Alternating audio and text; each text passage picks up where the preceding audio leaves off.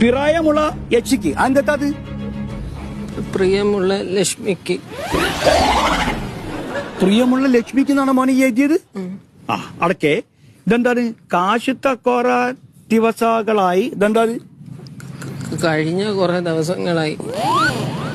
കഴിഞ്ഞ കുറെ ദിവസങ്ങളായി എനിക്കാനി നേ കുറച്ചോള ഓറമ്മ കളണ എന്തത്?